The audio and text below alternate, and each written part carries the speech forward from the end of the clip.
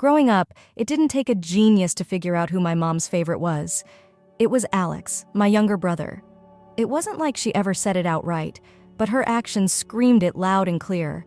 The way she coddled him, praised him, and defended him, no matter what. It was like he could do no wrong. Me? I was the responsible one. If anything went wrong, even if I wasn't involved, it was somehow my fault. Take the vase incident, for example. Mom had this expensive vase she adored, always going on about how it was a family heirloom. One day, Alex, maybe 8 at the time, broke it while playing soccer in the house. I was upstairs doing homework when I heard the crash. Before I even reached the living room, Mom was already yelling at me. "Why weren't you watching him, Liam? You're older. You should have stopped him." I tried to defend myself, but it was useless. Alex stood there with his big, sorry eyes, and that was enough for her.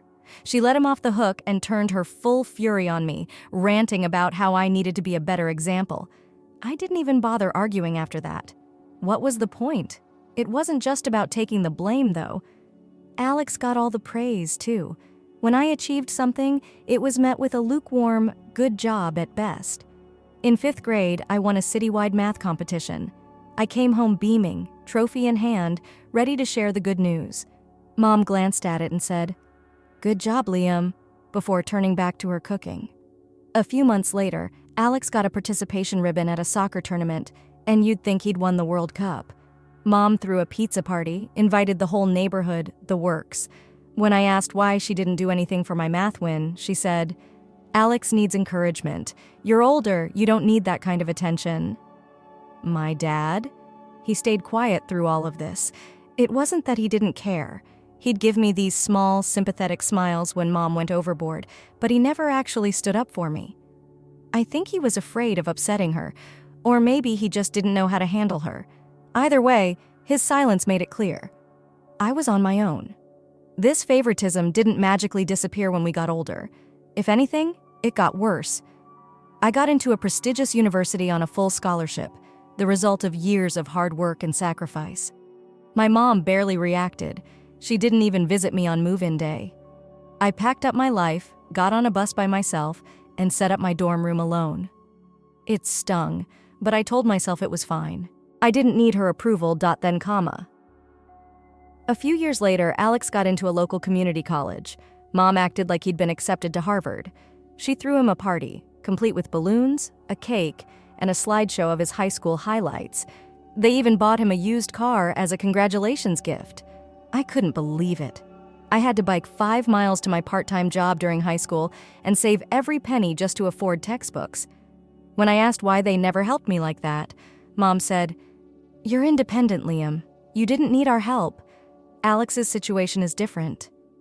Alex's situation included dropping out after 1 semester, but Mom wasn't even upset.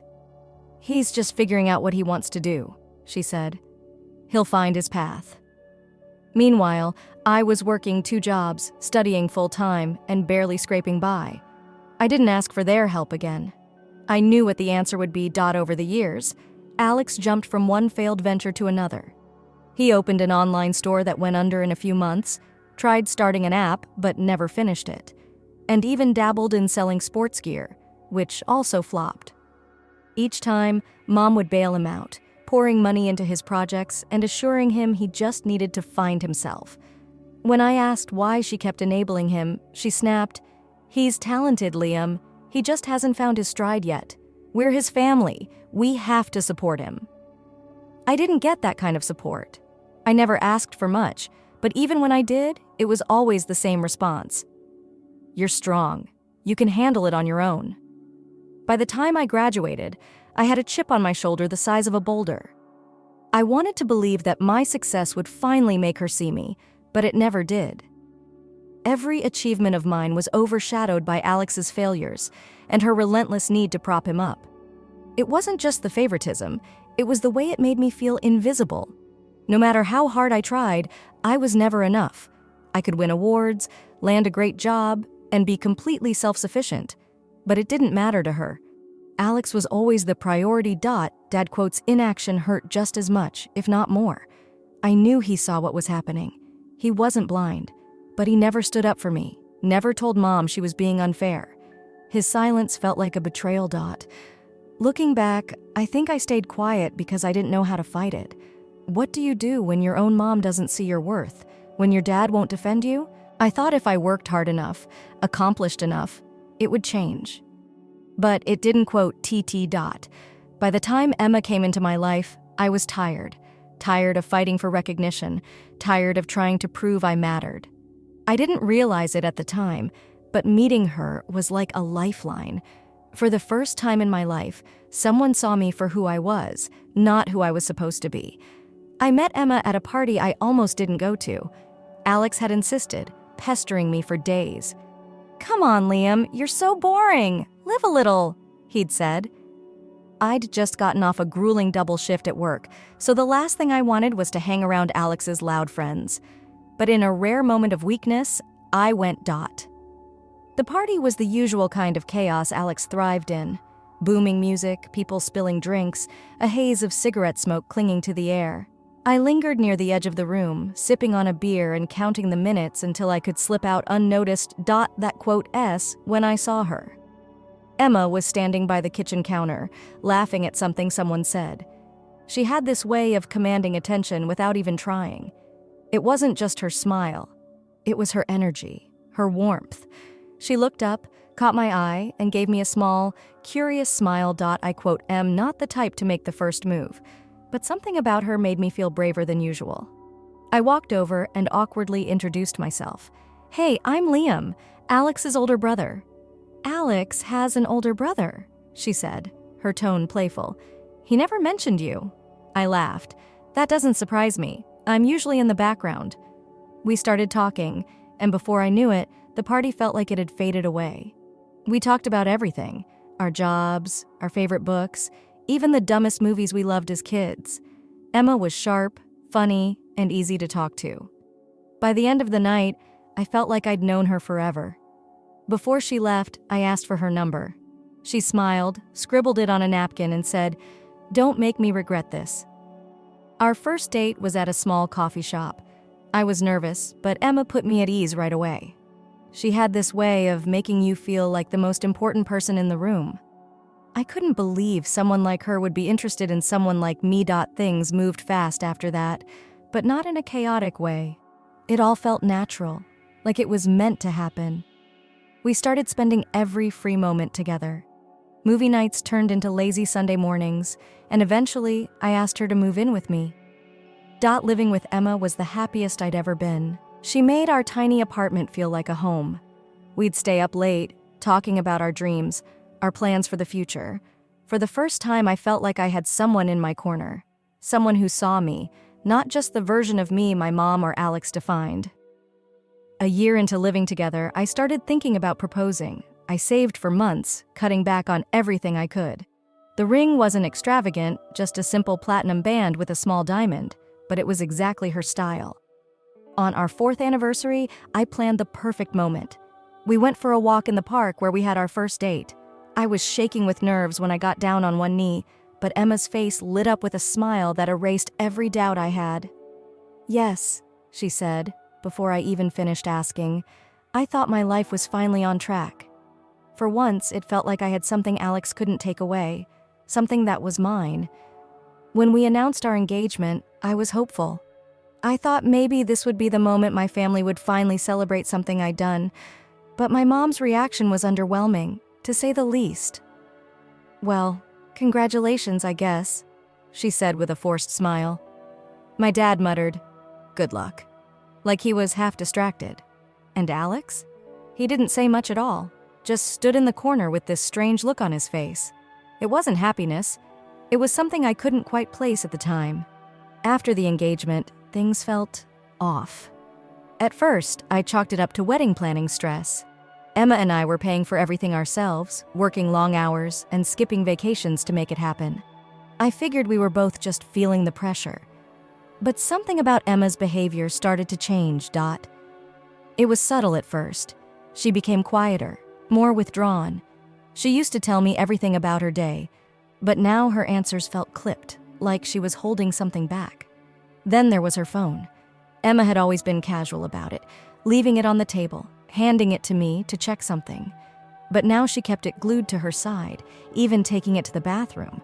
If I walked into the room, she'd quickly lock the screen or flip it over. "What's up with your phone?"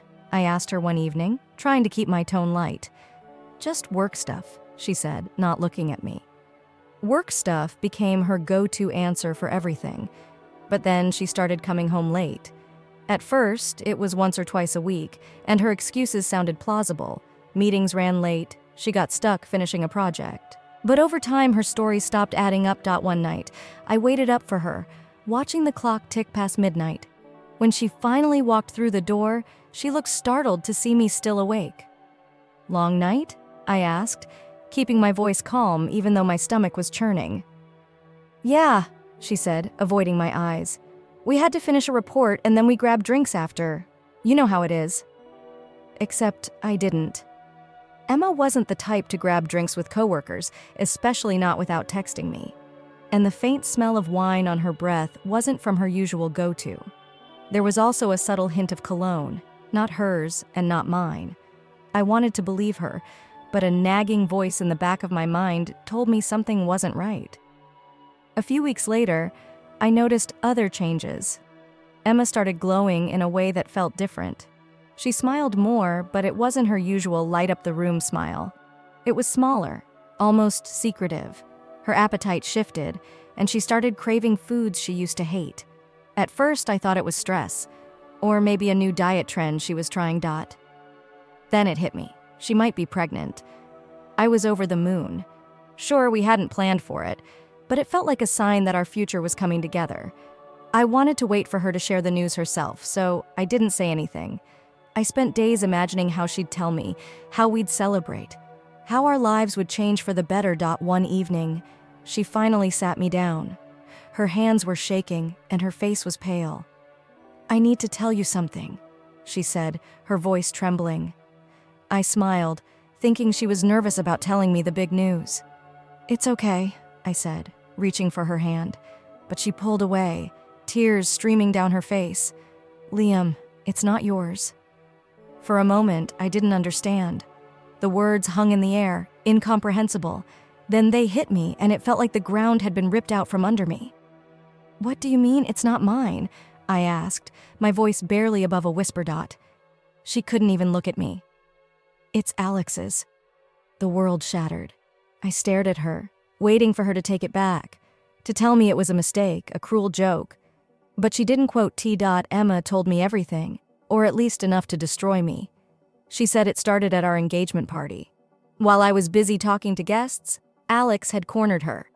He told her she was making a mistake marrying me, that I didn't appreciate her.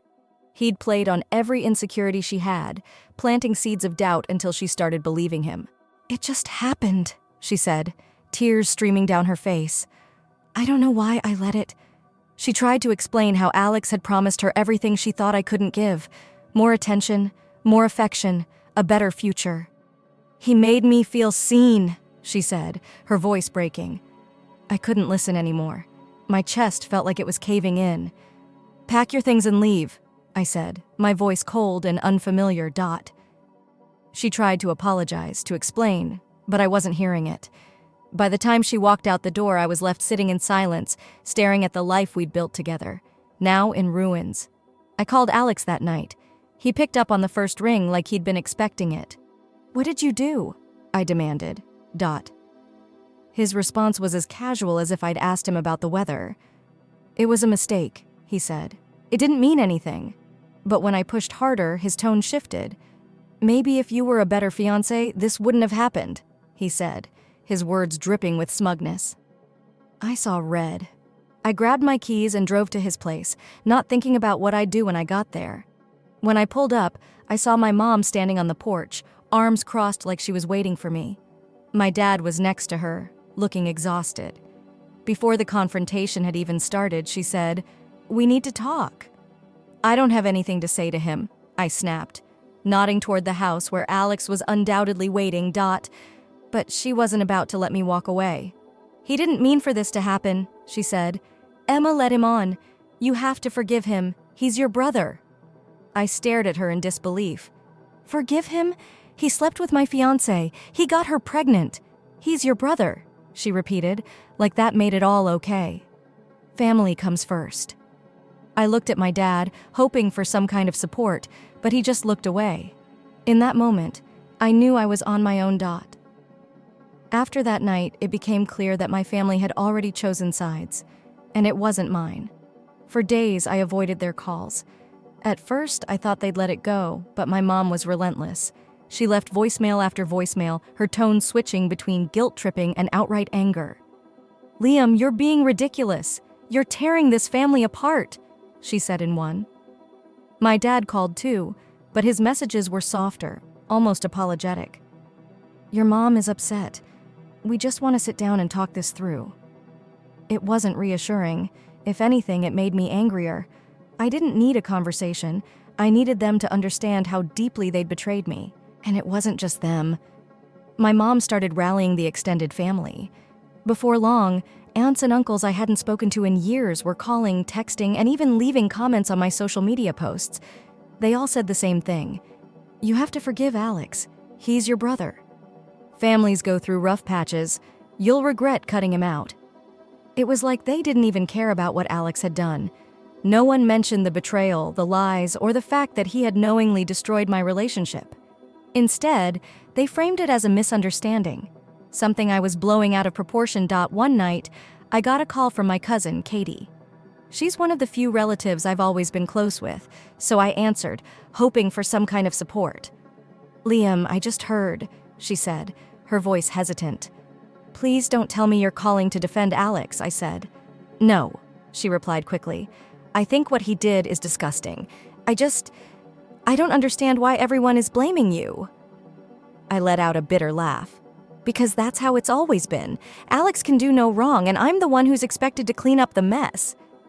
Katie didn't argue. She knew I was right. "I just wanted to check on you. If you need someone to talk to, I'm here." Her words meant more than I could express. She was one of the only people who saw what was happening for what it was. A complete and utter betrayal. But most of the family wasn't like Katie. They bought into my mom's narrative that Alex was the victim, that Emma had seduced him, and that I was overreacting by refusing to forgive them. My mom even had the audacity to suggest I reach out to Emma and help her through this. "Help her?" I snapped when she brought it up over the phone. "That's your solution? After what they did to me?" "She's pregnant, Liam," Mom said, as if that justified everything. "The baby is innocent in all of this. You can't just walk away." "I don't owe that baby or them anything," I said before hanging up. But it didn't stop there. My mom started showing up at my apartment. The first time, she knocked on the door for nearly an hour before finally leaving. The second time, she camped out in her car across the street, waiting for me to come outside. It was unsettling, to say the least. I started taking alternate routes home and avoided going out unless I absolutely had to. But she wasn't the only one escalating things. One afternoon at work, I got a call from the front desk. "Hi, Liam, there's someone here to see you. She says she's your mother." I froze. "Tell her I'm busy." Mom didn't take the hint. Instead, she started spinning stories to my coworkers. One of them, Clara, approached me later that day with a concerned expression. "Hey, is everything okay? Your mom was here, and she said you were refusing to help your family. She seemed really upset." I wanted to scream. Instead, I muttered, "She's overstepping," and left it at that. Things came to a head when Alex showed up at my gym one evening. It was my safe space, the one place I could go to clear my head. I was mid-workout when I spotted him near the entrance, that same smug grin plastered on his face. I ignored him at first, hoping he'd leave, but he didn't. Instead, he sauntered over to the bench press where I was working out. "Well, look who it is," he said, leaning casually against the equipment. "Still mad about Emma?" I didn't respond. I put my earbuds back in and moved to another machine, but he followed me. "Come on, Liam, lighten up. It's not like you were perfect. Maybe if you'd been a better fiancé, she wouldn't have come to me." My fists clenched, but I kept my focus on the weights. "Admit it," he continued. "You're just mad because I'm better at giving her what she needed." That was it. I turned to him, my voice low but firm. "Get out, Alex. Now." He laughed. "Or what? Are you going to run crying to Mom? The next thing I knew, we were in a full-blown fight. I swung first, I won't deny it, but he shoved me into the bench before I could land another hit. The gym staff broke it up before things got worse, but I left with a split lip and a bruise forming on my shoulder. The incident only added fuel to the fire.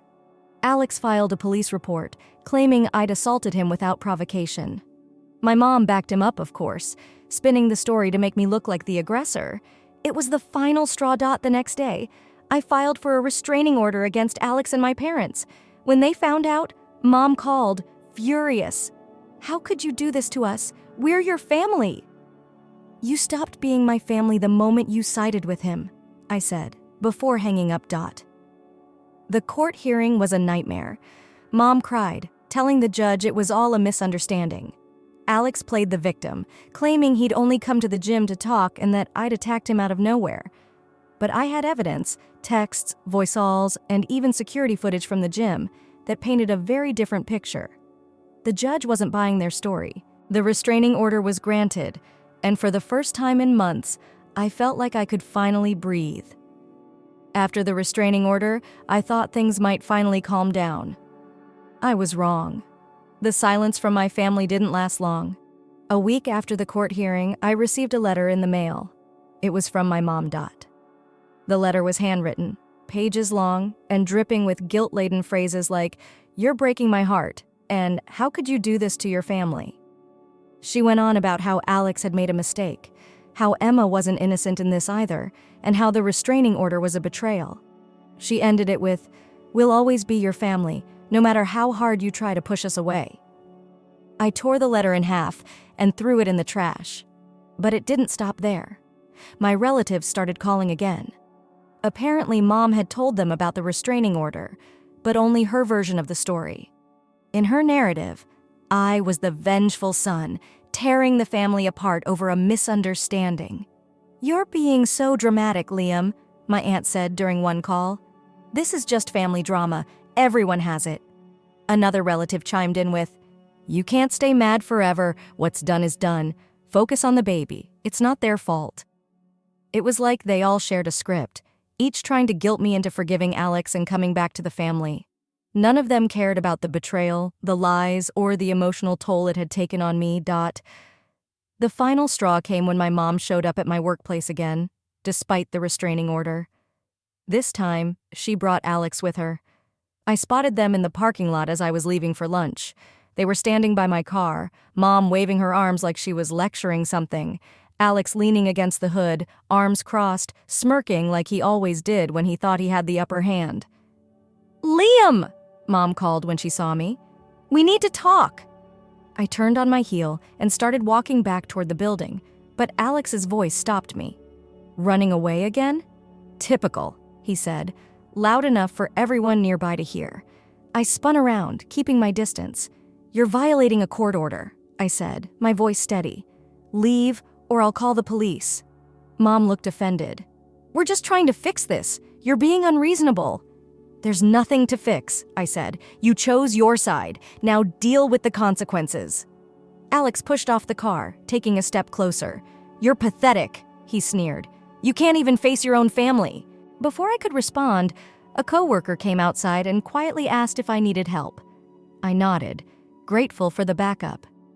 Alex muttered something under his breath, but they both left before the situation escalated. That night I realized I couldn't stay. The restraining order had given me some protection, but it wasn't enough. They knew where I lived, where I worked, and they had no intention of leaving me alone. The next day, I made up my mind. I was going to leave town, start fresh, somewhere far away from them. Packing up my life wasn't easy. I sold most of my belongings, keeping only the essentials. As I packed, I couldn't help but think about all the times I tried to make things work with my family, the holidays where I felt invisible, the milestones they barely acknowledged, the constant comparisons to Alex. By the time I sealed the last box, I felt a strange mix of sadness and relief. I wasn't just leaving behind my family, I was leaving behind years of hurt and disappointment. Before I left, I called my cousin Katie to let her know what I was doing. She was one of the few people who had supported me through all of this. "Are you sure about this?" she asked. "It's a big step." "I'm sure," I said. "I can't keep living like this, Katie. They'll never change." She didn't argue. "If you need anything, call me," she said. "And don't forget, you deserve better than what they've given you." Her words stuck with me. The day I left, I didn't tell anyone except Katie. I packed up my car, deleted my old social media accounts, and started driving. As I crossed the state line, I felt an overwhelming sense of freedom. I didn't know what my future held, but I knew one thing. It wouldn't include them. Emma quotes, "Life fell apart faster than even I expected." Alex left her a few months into her pregnancy, disappearing without so much as a goodbye. He left her with no money, no plan, and absolutely no support. I didn't hear about it directly, of course. I'd cut all ties with my family, and I had no intention of reopening old wounds. But they couldn't leave me alone. Katie, my cousin, was the first to tell me. "Did you hear about Alex?" she asked during a rare phone call. "No," I said bluntly, already dreading what she might say. "He left Emma, just up and vanished. She's a wreck, and now her parents have disowned her because of the whole situation. They said she brought shame to the family." I didn't respond. What was there to say? Emma had made her choices, and now she was facing the consequences. But part of me couldn't help but feel a sliver of pity. As much as I hated what she'd done to me, I wouldn't wish Alex's betrayal on anyone. Katie continued, her voice softer. "She's staying in some cheap motel now, barely scraping by. Her family won't even speak to her. It's bad, Liam." I wanted to feel vindicated. I wanted to laugh and say, "Serves her right." But all I felt was a hollow ache, like the final chapter of a book I never wanted to read. Alex's disappearance didn't surprise me. He'd never been one to stick around when things got tough. But what did surprise me was how my mom reacted. Or didn't react, rather. "She's making excuses for him again," Katie said during another call. "She's telling everyone he just needs time to figure things out. Can you believe that?" "Of course I can," I replied bitterly. "That's what she's been doing his whole life." But this time, her excuses weren't landing as well as they used to. Even my dad, who had always been passive, seemed fed up. Katie told me he'd started spending more time at work, avoiding the house entirely. "Your dad looks miserable," she said. "I think he's finally seeing the damage your mom's favoritism has done. But you know him, he won't say anything." It didn't matter to me anymore. I wasn't interested in what my parents thought or how they were coping. They'd chosen Alex over me time and time again, and now they could deal with the fallout. Emma's family cutting her off added another layer to the mess. From what I heard, they were furious when they found out about her affair with Alex. They'd initially supported her when we got engaged, but once the truth came out, they wanted nothing to do with her. Her dad called her a disgrace, Katie said. Can you imagine hearing that from your own parent? I could, in a way. Emma was experiencing the same rejection I'd felt my entire life. The difference was she'd brought it on herself. The guilt tripping from my mom intensified after Alex left Emma. She called from unknown numbers, left voicemails, and even sent me emails. "You're still her fiancé in a way," one message said. "You should help her, Liam."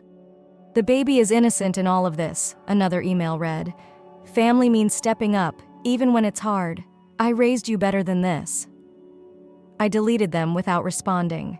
When I continued to ignore her, my mom resorted to sending other relatives after me. Aunts, uncles, and even distant cousins I hadn't spoken to in years suddenly started calling and texting. "You can't let Emma struggle like this," one cousin said. "She's pregnant, Liam. Don't be so cold." "She's carrying your niece or nephew," another said. "That baby needs a family." They made it sound like I was the villain for walking away. No one seemed to care about what Emma and Alex had done to me. No one wanted to talk about the betrayal, the lies, or the years of favoritism that had driven me to cut ties in the first place. Katie, as always, was the only one who saw things clearly. "Don't let them guilt you," she said. "You've done nothing wrong. This is their mess, not yours." Her words were a lifeline. Despite everything, I stayed firm in my decision to stay away. I knew that getting involved would only drag me back into the chaos I'd fought so hard to escape. Emma's struggles weren't my responsibility, and neither was Alex's absence. I kept my focus on rebuilding my life. Therapy helped me work through the lingering anger and resentment, and I found peace in the little things. Taking long walks, exploring my new city, and meeting people who knew nothing about my past. Sometimes, late at night, I'd wonder how things might have been different if my mom had treated me fairly, if Alex hadn't betrayed me, if Emma had made different choices. But those thoughts were fleeting. I'd learned that dwelling on the past only kept me tethered to it. Emma S story became just another chapter in the long list of reasons I had to cut ties with my family. I didn't take joy in her suffering, but I didn't feel obligated to fix it either. Life is about choices. Emma and Alex made theirs, and I made mine. For the first time in my life, I chose myself, and I don't regret it. In the years since, I've built a life I'm proud of. I have a fulfilling career, a loving partner, and a close-knit circle of friends who truly feel like family. The scars from my past remain, but they no longer define me. They're a reminder of how far I've come, of the strength I found within myself to break free and create my own happiness. We learned that family isn't always about blood. It's about the people who choose you, who love you unconditionally, and who support you through thick and thin. And that's the kind of family I have now. A family built on trust, respect, and genuine connection. A family that I chose and that chose me right back.